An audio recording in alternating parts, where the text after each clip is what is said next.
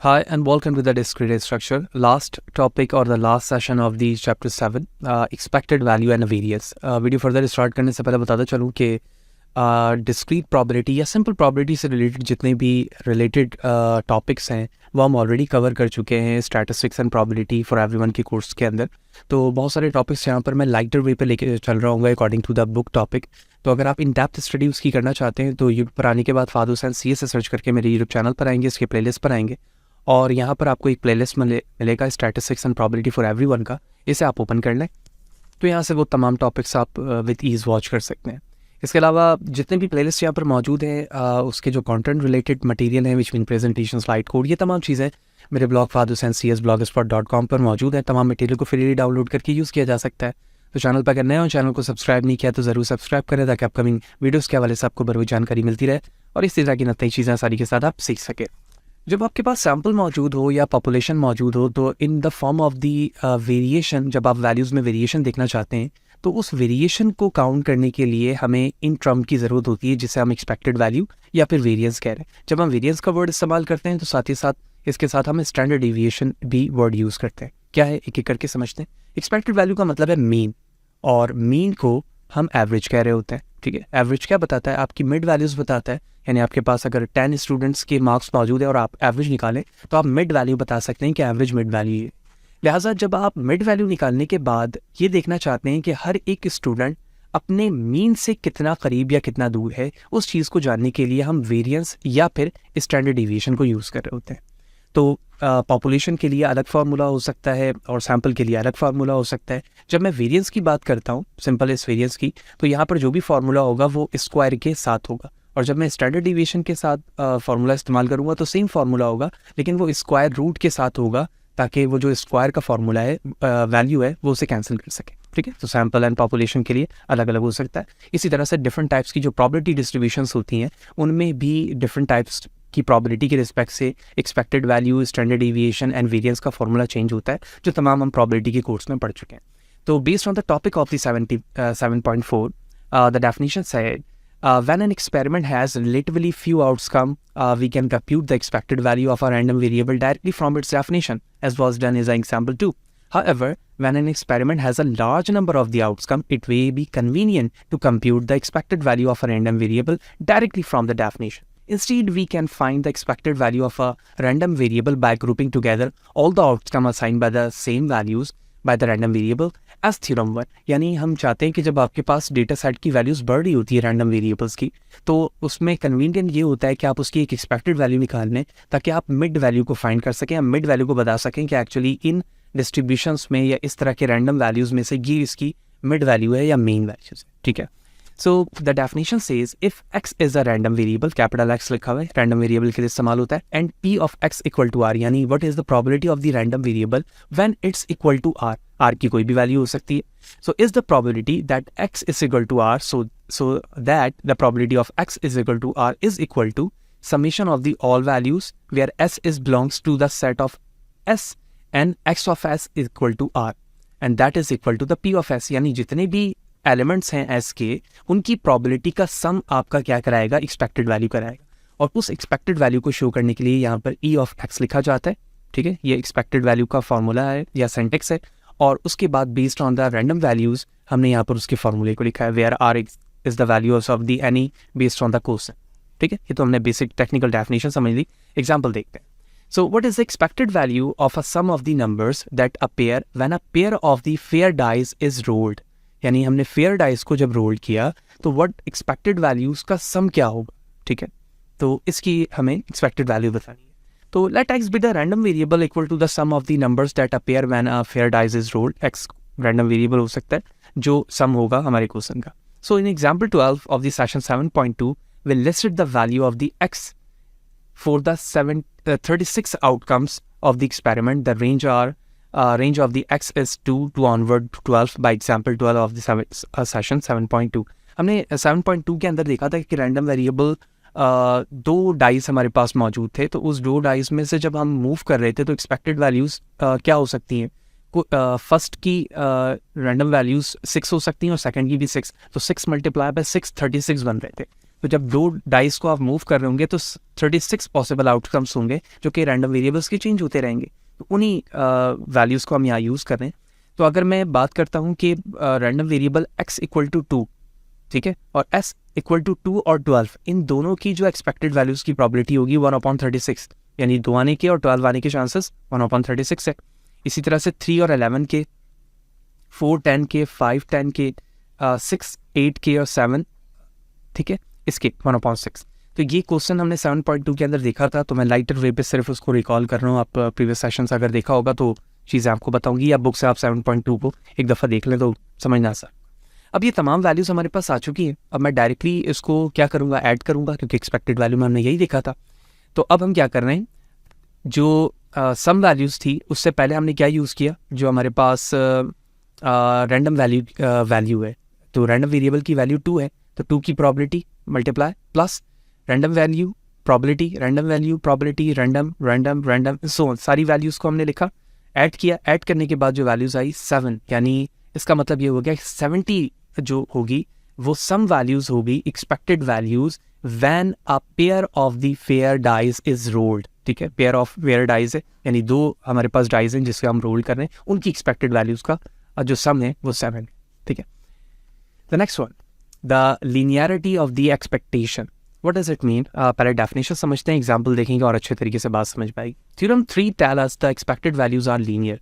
हमने अभी देखा कि जो एक्सपेक्टेड वैल्यूज़ है वो तमाम वैल्यूज़ को सम करने के बाद आती है, लेकिन जो थ्योरम 3 है वो हमें बता रहा है कि जो एक्सपेक्टेड वैल्यू है वो लीनियर फॉर्म पर है। For example, the expected value of the sum of the random variable is a sum of their expected value, we will find the probability exceeding useful.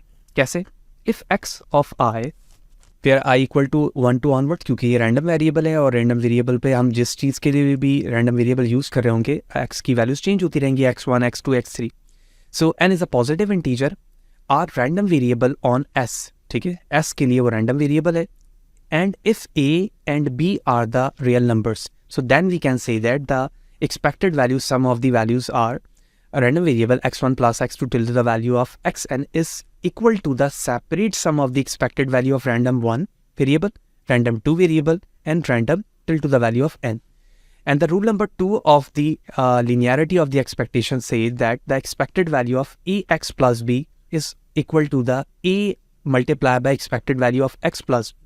यानी जिस तरह से algebraic form पे हम associative rule, ठीक है, इस तरह से डिफरेंट रूल्स देखते हैं, उन्हीं रूल्स को यहाँ पर फॉलो कराया गया है कि जब मैं सम वैल्यूज़ निकाल रहा होता हूँ एक्सपेक्टेड वैल्यू का, तो वो इन दोनों प्रॉपर्टी को फुलफिल करेगी। प्रूफ पे देखते हैं। Proof 1 follows that n equal to 2 directly from the definition of the expected value. तो हम इस रूल को अगर फॉलो करें यहाँ पर प्रूफ करने के लिए, तो x1 प्लस x2 हमने लिखा, तो जो ex1 का फॉर्मूला होगा वो summation p of x of s लिखा जाएगा। तो हमने समेशन को कॉमन लेकर x ऑफ s1 x1s और x2s को इस तरह से लिख सकते हैं।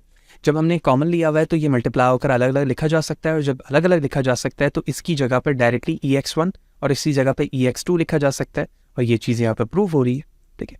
So the case of n random variable follows easily by the mathematical induction using the case of the 2 random variable. Will lead reader to the complete the proof as well. So आप इस proof को अपने decide से भी कर सकते हैं, लेकिन प्रूफ नंबर 1 को जो इस तरह से बुक में बताया गया था वो चीज़ें मैंने यहाँ पर बता दी हैं। फर्दर जो नेक्स्ट प्रूफ, ये तो यहाँ पर बिल्कुल वही चीज़ें हैं जो इस इमेज को मैंने यहाँ पर इसलिए शो किया हुआ है ताकि अब जो हम प्रॉब्लम कर रहे हैं लीनियरिटी ऑफ द एक्सपेक्टेशन पे, वो समझना हमारे लिए आसान हो जाए। So the problem says, given a fair dice with 6 faces, fair dice है उसके 6 faces है, यानी 6 option है। The dice is thrown n time हम इसे drawn कर रहे हैं। Find the expected value of the sum of the all result. Expected value का sum हमें बताना है। For example, n equal to 2, यानी हम 2s के पेयर पर देख रहे हैं कि कॉम्बिनेशन क्या हो सकते हैं। तो there are 36 possible outcome, ठीक है। जब 2s के बिहाफ पर हम देखेंगे, यानी एक दफ़ा रोटेट किया 1 आया, दोबारा किया हमने तो 1 आ सकता है, फिर एक दफ़ा रोटेट किया 2 आया, 2 के साथ कोई भी 1 2 3 4 6 कुछ भी आ सकते हैं। तो इस तरह से ये इसके पॉसिबल हमने पेयरिंग बता दी कि इस तरह से पॉसिबल भी हो सकते हैं, 1,1 1,2 1,6 2,1 2,2 एंड सो ऑन, ये सारे पेयर्स बन गए। तो ये पॉसिबल 36 हमारे क्या आ गए, आउटकम आ गए, ठीक है। पहली चीज़, अब हमें रूल नंबर 1 को प्रूव करना है यहाँ पर। लीनियरिटी ऑफ द एक्सपेक्टेशन के लिए। तो मैंने फार्मूला लिखा, फार्मूला के सेंटेक्स का वर्ड थोड़ा सा चेंज हो रहा है। R1 मल्टीप्लाई बाय P1 का मतलब है EX1 EX2 EX3 to the value of EXN so on, ठीक है। तो इसी तरह से इस्तेमाल हो रहा है। तो हमने रैंडम वेरिएबल की वैल्यू लिखी और उसके बाद उसकी प्रोबेबिलिटी से हम मल्टीप्लाई कर रहे हैं, सेम जो अभी हमने प्रॉब्लम थोड़ी देर पहले प्रीवियस स्लाइड पे देखा है। तमाम वैल्यूज़ को हमने पॉसिबल वैल्यूज़ के साथ लिखा, तो इनके सम का वैल्यूज़ क्या आ गया यहाँ पर 7, यानी फर्स्ट फॉर्म को हम यहाँ पे प्रूव कर चुके हैं। अब सेकंड के लिए हमें प्रूव करना है। सेकंड के लिए प्रूव करने के लिए that is equal to the ER1 plus R2 is equal to ER1 plus ER2, X1 कह सकते हैं, X2 कह सकते हैं। तो using the above formula we can quickly solve the dice problem. Expected value of sum of 2 dice thrown, यानी 2 dice को जब हम थ्रोन कर रहे हैं तो उसकी एक्सपेक्टेड वैल्यू का सम क्या हो सकता है 2 multiply by expected value of 1 dice throw. तो जब आप 1 डाइस को थ्रो कर रहे हैं तो 2 तो हमारे पास क्वेश्चन का मौजूद है, 1/6 plus 2/6 till two the value of 6/6। तो इनको जब आप सम करेंगे तो ये 7.2 आएगा, यानी 1 डाइस को थ्रो करने के लिए हम इस्तेमाल कर रहे थे। तो इनकी वैल्यूज़ को जब मल्टीप्लाई किया तो हमारे पास वैल्यू आ गई सम, यानी वो प्रूव्ड हो गया कि पहले पे भी सम आ रहा है, 7 आ रहा है और उस पर भी। तो expected value of sum for n dice thrown is n multiply by 7 divide by 2 is equal to 3.5 multiply by n, यानी जो वैल्यूज़ इस तरह से लिखी जा रही है उसी को इस तरह से भी लिखा जा सकता है, जिसको हम लीनियरिटी ऑफ द एक्सपेक्टेशन कह रहे हैं। तो रूल नंबर 1 को भी मैंने यहाँ पर अप्लाई कर लिया और रूल नंबर 2 को भी अप्लाई कर लिया, क्योंकि 2 के मुताबिक मुझे इस तरह से लिखना था, तो इसी वजह से हमने इसे इस तरह से फॉर्मेट करके यहाँ पर दिखाया है। Hope you will understand. इसी तरह से सेकंड एग्जांपल जो बुक में बताई गई है वो हेड चेक प्रॉब्लम्स है, ठीक है। हेड चेक प्रॉब्लम क्या है समझते हैं पहले। So let there be a group of n man where every man has 1 head. n number of man हमारे पास हैं और सबके पास जो है वो एक हेड मौजूद है। The heads are redistributed and every man get a random head back, यानी उसके बाद डिस्ट्रीब्यूट किया गया, रीडिस्ट्रीब्यूट करने के बाद रैंडमली, तो सबके पास दोबारा से एक हेड आ गया। तो what is the expected numbers of the man that get their original head back, यानी वो expected values numbers of man क्या होगी जिनके पास वही हेड वापस आ गया जो उनके पास पहले मौजूद था, वो बताना है हमें, ठीक है। So let R of I be the random numbers or the variable. The value of the random variables is 1 if ith man gets the same head back, otherwise 0. यानी अगर हमारे पास ith नंबर पर्सन ने वही head back कर लिया जो उनके पास initially मौजूद थी, तो हम उसे 1 कंसीडर कर रहे हैं, अदरवाइज हम उसे 0 कंसीडर कर रहे हैं। So the expected number of the man to get the right head is back is very simple. Based on the system, the expected value of the R1, R2 till to the value of R1, ठीक है। हमने individually तमाम को consider किया और हर एक की जो एक्सपेक्टेड वैल्यूज़ है वो 1 से स्टार्ट होगी, यानी R1 के लिए भी 1 इस्तेमाल हो सकता है, R2 के लिए भी, and so on. So here the PR of I is equal to 1 indicates the probability that R of I is 1, where 1 shows that the ith man get the same head back. So based on this, the individually the expected value of R1 is 1 upon n, 1 upon n, 1 upon n, and so on. So if we put n1, so that is equal to 1. So on average, 1 person get the right head back. यानी हम average base पे ये कह रहे हैं कि एक person ऐसा होगा जो कि अपना जो head है उसे वो back मिल जाएगा, ठीक है। So that's the problem of the linearity of the expectation in the form of the head check problem. The next topic is the average case computational complexity. जब हम किसी भी algorithm की बात करते हैं तो algorithm के अंदर 3 तरीकों से हम complexity check कर रहे होते हैं, best, worst and the average case. तो इस एवरेज केस के अंदर में मैंने बस एक बेसिक डेफिनेशन डिस्कस की हुई है। अगर आपने डेटा स्ट्रक्चर पढ़ा हुआ होगा या हमने चैप्टर 3 में एल्गोरिथमिक वे पे कुछ डेटा स्ट्रक्चर को भी देखा था जिसमें मर्ज सॉर्ट इस तरह की चीज़ें। तो अगर मैं एवरेज केस कंप्यूटेशनल कॉम्प्लेक्सिटी को देखना चाहता हूँ तो उसे भी मैं एक्सपेक्टेड वैल्यूज़ के फॉर्म पर, सम के फॉर्म पर लिख सकता हूँ। तो डेफिनेशन क्या है? Computing the average case computational complexity of an algorithm can be interpreted edge computing the expected value of a random variable, ठीक है। तो कंप्यूट एक्सपेक्टेड वैल्यू को कंप्यूट करते हुए रैंडम वेरिएबल के हम ये पता कर सकते हैं, इंटरप्रेट कर सकते हैं। So let the sample space of an experiment to be set of possible input where a of j is start from 1 to onward, let x random variable that assign a of j the number of operation used by the algorithm. यानी a of j पे हम बता रहे हैं कि कितने operations है जो आपका algorithm यूज़ कर रहा है। इधर वो कोई से भी algorithm हो सकते हैं जिसके लिए आप एवरेज केस कंप्यूट करना चाह रहे हैं। तो when given a of j as input, based on our knowledge of the input, we assign a probability of aj to each possible input value of aj. तो then the average case complexity of the algorithm will be plotted in a form of the expected value. The expected value of the average case of the computational complexity, the sum of the values which start from j1 to n, the probability of aj, random variable a of j. So this is the expected value of x. So that is the basic definition कि average case भी हम इस फॉर्मूले के ज़रिए से find कर सकते हैं.